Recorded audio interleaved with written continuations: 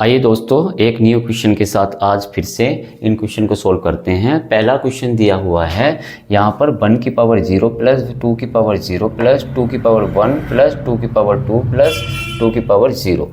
और दूसरा क्वेश्चन भी है यहाँ पर, इसको भी हम सॉल्व करेंगे। सबसे पहले आप देखते हैं किसी की पावर अगर 0 होता है तो उसकी वैल्यू क्या होती है। तो आपको मैं थोड़ी सी बात यहाँ पर बता देता हूँ। ए नोट इन नोट, यानी कि इंपॉर्टेंट बात हम नोट में लिखते हैं।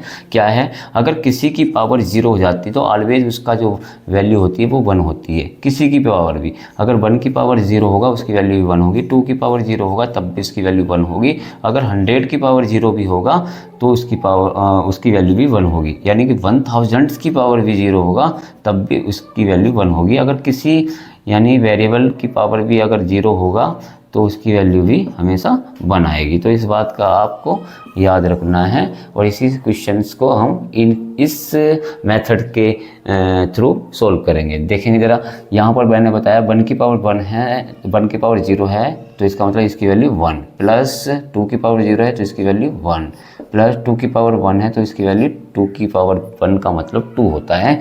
और यहाँ पर 2 की पावर 2 का मतलब होता है 4, और यहाँ पर लास्ट में दिया 2 की पावर 0 यानी कि 1।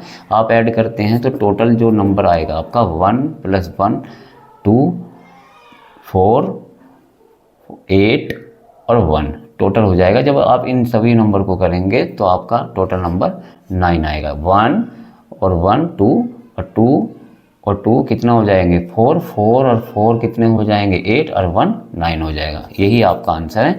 ऐसे ही इसी तरीके से आप दूसरे क्वेश्चन को सॉल्व करते हैं। दूसरे क्वेश्चन में क्या है जरा देख लीजिएगा।